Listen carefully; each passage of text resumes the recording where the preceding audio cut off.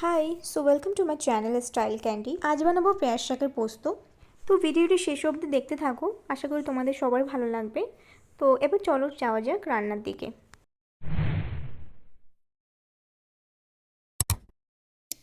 তো পোস্তটা বানানোর জন্য এখানে আমি আলু আর পেঁয়াজ শাকটাকে কুচি করে কেটে নিয়েছি। তারপরে এখানে কড়াই গরম হয়ে এলে আমি কড়াইয়ের মধ্যে পরিমাণ মতো তেল দিয়ে দিয়েছি। তেলের মধ্যে গোটা জিরে একটু দিয়ে দিলাম। তারপরে এটি একটু গরম হয়ে এলে এখানে আমি পেঁয়াজ কুচি করে রাখা সেটা আমি দিয়ে দেবো। এখানে যেহেতু দুজন লোকের আমি রান্না করছি, তাই সব কিছু কিন্তু পরিমাণটা আমি কমে রেখেছি। এবার এই পেঁয়াজগুলোকে একটু নাড়াচাড়া করে লাল লাল করে ভেজে নেব।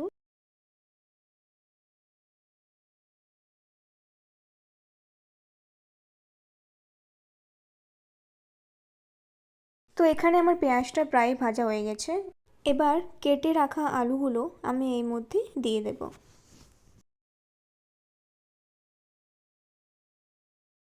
এবার আলু আর পেঁয়াজটিকে এখানে ভালো করে নাড়াচাড়া করে ভেজে নেব।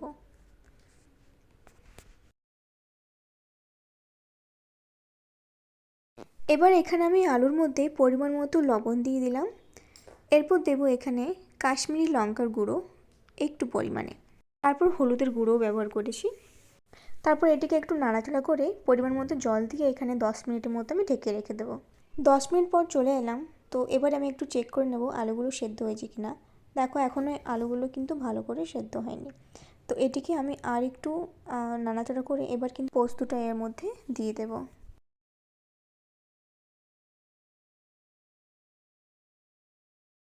তো এবার দেখো পোস্তটা আমি এখানে দিয়ে দিলাম। এবার এটিকে ভালো করে আমি একটু নেড়ে নেব। তারপর এর মধ্যে কেটে রাখা টমেটো আর পেঁয়াজ শাকটি দিয়ে দেব। এরপর এটিকে একটু ভেজে নেব ভালো করে।